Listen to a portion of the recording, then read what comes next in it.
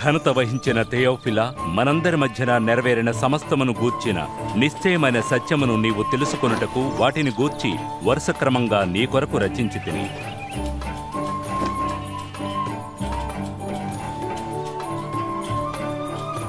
కైసరు ఔగుస్తు రోమా సామ్రాజ్యమునకు చక్రవర్తిగా ఉండి హేరోదు యూదయకు రాజుగా ఉన్నప్పుడు గబ్రియేలను దేవదూత గలిలయలోని నజరేతను ఊరిలో ఒక కన్యక యొద్దకు దేవుని చేత పంపబడెను.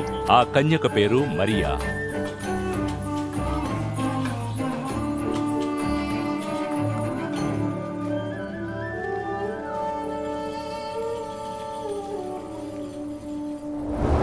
భయపడకు మరియా, నీవు దేవుని వలన కృప పొందితివి. ఇదిగో నీవు గర్భము ధరించి కుమారుని కని ఆయనకు యేసు అను పేరు పెట్టుదు. ఇదెలా సాధ్యం? నేను కన్యకనే. పరిశుద్ధాత్మ నీ మీదికి వచ్చును, సర్వోన్నతుని శక్తి నిన్ను కమ్ముకొను గనుక పుట్టబోవు శిశువు పరిశుద్ధుడై దేవుని కుమారుడనబడును. ఆయన రాజ్యమునకు అంతము ఉండదు. మరియా తన బంధువు ఎలిజబెత్తును కలుసుకోవడానికి వెళ్ళెను. ఆమె వృద్ధురాలు. అద్భుత రీతిగా దేవుడు ఆమె గర్భము ధరించున్నట్లుగా చేశాను. ఎలిజబెత్, మరియా, ఓ మరియా, స్త్రీలలో నీవు ఆశీర్వదించబడిన దానవు, నీకు పుట్టబో శిశువును ఆశీర్వదించబడును.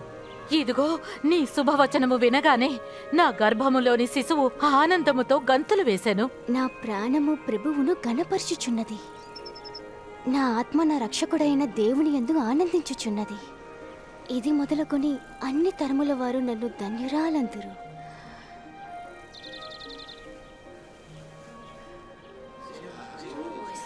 నజరేతుపుర నివాసులారా, శ్రద్ధగా వినండి.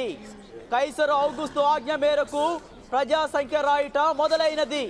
కావున గలిలయ యూదయ పట్టణంలోని వారంతా ఆ ప్రజా సంఖ్యలో పేరు నమోదు చేసుకున్నట్టుకు వారి వారి జన్మస్థలములకు వెళ్ళవలెను.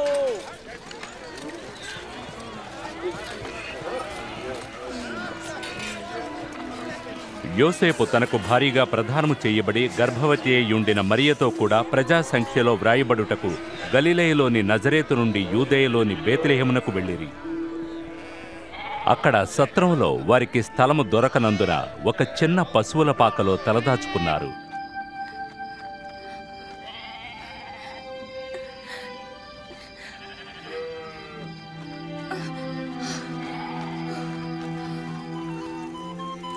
ఆ దేశములో కొందరు గొర్రెల కాపరులు పొలములో ఉండి రాత్రివేళ తమ మందను కాచుకొనుచుండగా ప్రభువు దూత వారి యొద్దకు వచ్చి నిలిచెను. ప్రభువు మహిమ వారి చుట్టూ ప్రకాశించినందున వారు మిక్కిలి భయపడిరి. దావీదు పట్టణమునందు నేడు రక్షకుడు మీ కొరకు పుట్టియున్నాడు. ఈయన ప్రభువైన క్రీస్తు.